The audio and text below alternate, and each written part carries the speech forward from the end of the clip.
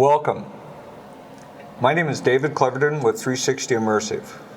Today we have the pleasure of speaking with Annie Morley and Chuck Westerberg from the Idaho Virtual Reality Council, or what we like to call the IVRC. Annie is the president, Chuck is director of operations and also education. So when we're talking about virtual reality in Idaho, virtual reality is such a new technology. It's innovative. It's exciting. It's new. Yeah. Can you tell us a little bit about what is the mandate of the IVRC? What do you do? Yeah, that's a great question. So the IVRC is a nonprofit, and our goal is to bring together people, technologies, and companies to create a thriving VR environment in Idaho for the benefit of people and citizens in Idaho. And a lot of what we do, a big focus for us right now, is just evangelization of the technology. So not everybody has had the opportunity to try virtual reality. So a large focus for us is getting the technology in people's hands. We do that through a multitude of ways. We get the technology in schools. We do a lot of STEM and STEAM nights. We also do different community events. We do talks with different groups in the community, and that's one of our main areas of focus. We also focus from an education standpoint. We know there's this wave of technology coming. We know that we're going to need more developers in this space, more people with the appropriate skill sets. So our goal is to help provide people with educational opportunities, whether that's certification in Unity or just taking courses, intro courses to the various tools that are used in virtual reality. Networking is a big piece. We want to make sure that we're networking companies and individuals that are working in this space, because when we're all talking and collaborating, we're going to do better. When we get feedback from other people. And then also the IVRC works to help accelerate companies. So we want to help a company that has a great idea, they're almost there, and there's ways for us to hopefully connect them with the right parties in the industry. So those are really the four areas that we're focused on this year. That is like a huge job. but it has to be extremely fulfilling. Yeah. I mean, this is an exciting new industry. I mean, it's a brand new industry, brand new technology. Absolutely. So Chuck, following up on what Annie mentioned from an educational standpoint, that's part of really what you do. You get down into the nuts and bolts with the kids, with collegiate, colleges, and tell us a little bit about virtual reality and education. Yeah, I mean, so all that's been kind of all hands on deck with Annie and me and some of the other people at the IVRC. But the reason we go out there to universities and schools is to one, like Andy said, to evangelize the technology and let them know what it is. A lot of people have been, say that they've been in VR, but it's usually been the mobile kind, and they have the wrong idea of what that is, or they might not know what VR is at all. And so then we put them in the high-end stuff, the stuff that'll be, in everyone's homes in a few years, so that they get an idea of what that is. And then when they get excited about it and they want to know, hey, how do I become a Unity developer? How do I develop games or technology for VR? Then we can point them in the right direction. We also talk with educators quite a bit, because they need to know what it is and they get excited about it, and then they want to create things that they can use to augment their curriculum inside their classroom. And so that we have a platform and resources that we can connect them with, so that they can take it to the next level. And then also, when it comes to employers, they also have to know that there's use cases out there beyond just gaming, because if they're not aware of the use cases, then they're not going to realize that there's things that they can do and jobs that they can pay for, so they can actually employ these students when they finish their education. Education is wonderful, but we all live in somewhat of a business economy. We deal with corporate. Tell us a little bit, when it comes to more of a corporate perspective, what virtual reality can bring to businesses. And I'm going to help you a little bit. I can think of two right off the bat. I mean, VR is amazing for marketing, also for training, which we'll talk about a little later on. But tell us a little bit about a corporate perspective. Of uses. Of uses. Well, I think training right off the bat is incredibly important. So if I can touch on that a little bit. Absolutely. So being able to recreate like high-risk situations in a virtual reality setting can significantly cut costs to various agencies. If you are trying to train people on a hazmat situation, how often can you really create a train wreck that has hazardous materials spilling all over? You can do that in virtual reality and use that over and over and over again. So training, I think, is going to be incredibly critical. Another application is that VR can really be used to save companies money and time when they are producing a product.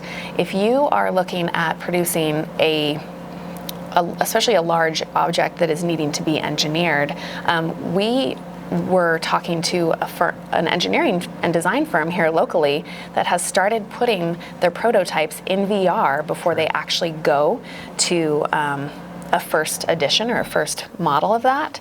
And what they found is they can make those changes there and save significant costs right there before they've even had to outlay the money.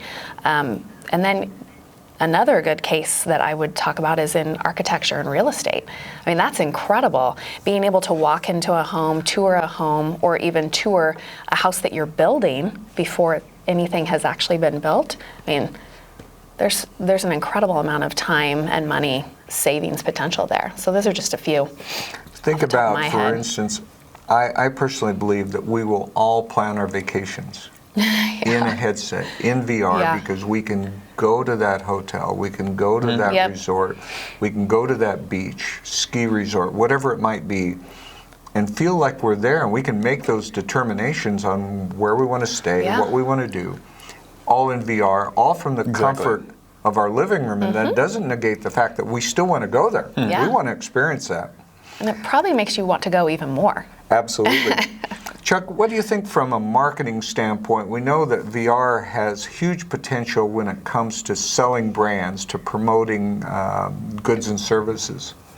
Yeah, so I mean, it's a fantastic tool. I mean, as you already alluded to, if you're planning a vacation, it's a great way for the Hilton or whatever to show off their hotel, but then also give you a perspective, not only what it's like to walk around in a room or out inside their courtyard or dining areas, but also what does it look like in the surrounding areas, out on the street? What kind of amenities, or is there a gym nearby that's not inside there? Is there a great restaurant across the street? Is it a crappy side of town? All that kind of stuff. So that's wonderful. There's also methods within the virtual reality headset and inside the game engines that you can insert advertising and market your products actually inside the headset, which is something that people haven't really been able to do before, and make those interactive, and also tailor those to the individual user. So those are some really fantastic ways that people are going to be utilizing these technologies, not only to plan vacations but to market products. It's also, when it comes to digital shopping, it's a fantastic tool, because now one of the biggest cost factors that companies that ship products have to take into account is returns, and so they lose a lot of money having to pay for free shipping back or restocking that whatever people buy. Now you can go in your headset, you can go to Best Buy, you can go to eBay, wherever the heck it is, and you can pick up the physical object and you can actually see the size of it. If you had that in augmented reality, you could see that on your wall and make sure that it fits what that piece of furniture looks like in the corner of your living room, and you've made an educated decision before you actually click the buy button, which will dramatically reduce the amount of returns that these big manufacturers and retailers experience. So, wonderful opportunities in many, many ways. We've already touched a little bit about training. I don't want to get into that too much, but let's talk somewhat about the opportunity to help people learn from an educational standpoint, or workplace safety, or first responder.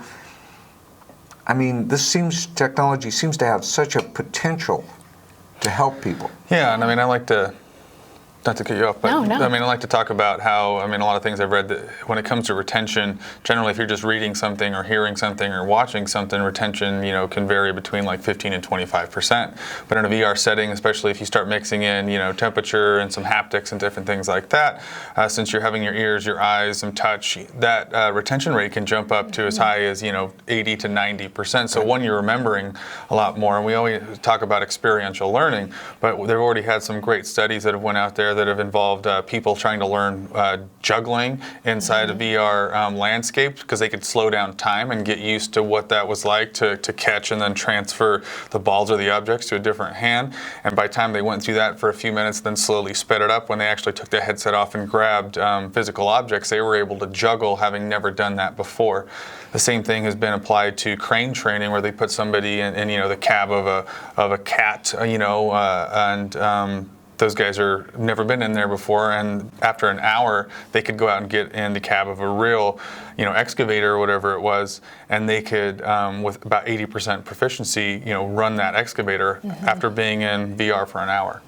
Well, and we know that these type of simulators have been used in the military, in medical, and aviation for decades. Yeah. The difference that we're seeing today, and it's probably a very distinct difference, is what I like to call VR for the masses, is because you can take some relatively inexpensive devices, maybe anywhere from $35 to a couple thousand for a Vive and a system to drive it, and you have a training tool, where before we would have to spend hundreds of thousands of dollars, if not millions, to get a full-blown simulator of military grade.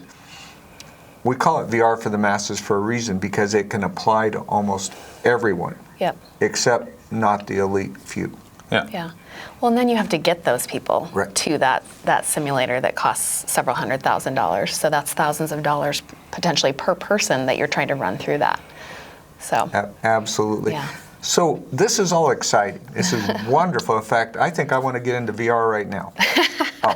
Should we? But let's talk a little bit about the future. Now, VR sounds like Star Trek, but let's go beyond Star Trek. Let's talk about the future of VR. Yeah. I think one of the most exciting things right now that is on the horizon will be the continuing changes to the hardware. Like, it is going to get better, it's going to get cheaper. You've got cords sometimes that are hanging off of you when you're doing stuff. Things are going to be going wireless. So just the changes that we're going to see within the next 6 to 12 months are super exciting from a hardware standpoint. Yeah, and I mean, for me, looking into the future, I mean, VR right now is something that people do other than real life. They take a break and then they go do VR and they play a game, and they have to go to a separate area and they have to put it on and they have to load the computer up and things like that. But in the next 3 to 5 years, it'll start becoming less of something else that you do throughout the day, and it will just be part of your everyday. So whether it's incorporated in normal looking glasses or less obtrusive glasses, there won't be this big transitory period where people have to go, from point A to point B to do VR. It'll just be there with them all the time, augmenting everything that they do throughout the day. And let me add a follow-up on that. For the last 30 years, as the business community and individuals at home, we've worked within a paradigm of a keyboard, a mouse, and a monitor. When we want to interface the internet, when we want to make buying decisions, we want to do research, whatever we might do within a computer or mobile environment, it tends to be those items. You're going to find that very soon that will all go away, that our world, our business world or our entertainment, our world that we interface the internet community will be here. I may be working on an Excel sheet, so that's up here, and my calendar is here. And the devices are aware of the environment that I'm in, and so I can move around and everything is completely lockstep to my movements. Once we do that, that will take us into a whole new world, a whole new paradigm. That VR will certainly not go away, but AR, and that's really defining AR, will affect the business community and really the consumer community when it comes to interfacing with the computers and the internet in a way we can't even imagine. Yes. And we're all going to be part of that. Yeah, it's exciting. He'll never die. He'll be here with us always, David. And thank you very much. Well, on that note, we will just, we'd like to thank you for sharing a little bit regarding virtual reality, the Idaho Virtual Reality Council, and with Chuck and Annie, and we will see you next time.